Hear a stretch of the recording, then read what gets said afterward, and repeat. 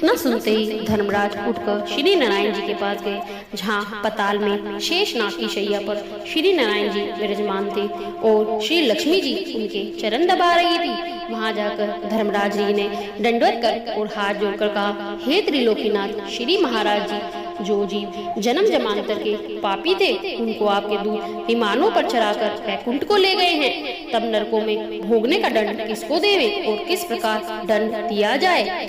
तब श्री नारायण जी ने बहुत प्रसन्न होकर कहा, हे धर्मराज, तुम दुखी मत हो, तुम अपने मन में कुछ बुरा मत मानो। मैं तुम्हें एक वृतांत कहता हूँ, श्रवण करो। यह जीव पापी थे, इनका कोई पिछला धर्म उदय हुआ है। उस अपने धर्म में कई महापापी वैकुंठ को गए हैं और यह आज्ञा तुझे देता हूँ, जो जीव श्री गीता जी का पाठ करे अथवा श्रवण करे या कोई किसी को पाठ किए का फल दान करे, उन जीवों को तुम कभी नरक में मत भेजना। तुम्हें मेरी ये आज्ञा है, यह बात सत्य कर निश्चय से याद रखो। इतना सुनकर धर्मराज अपनी पूरी को सिधारे आकर अपने दूतों को बुलाकर कहा, हे यमदूतों, जो प्राणी श्री गीता जी का पाठ श्रवण करे या पाठ किए का किसी को पुण्य देवे, उस प्राणी को तुम कभी नरक में मत डालना। गीता जी के पाठ अथवा श्रवण किए से पापी जीव वैकुंठ को प्राप्त होवेंगे।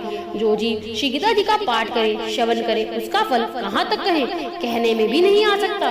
तब श्री नारायण जी ने कहा, हे लक्ष्मी, यह तीसरे अध्याय का फल मैंने तेरे को कहा है, जो तुमने सुना है।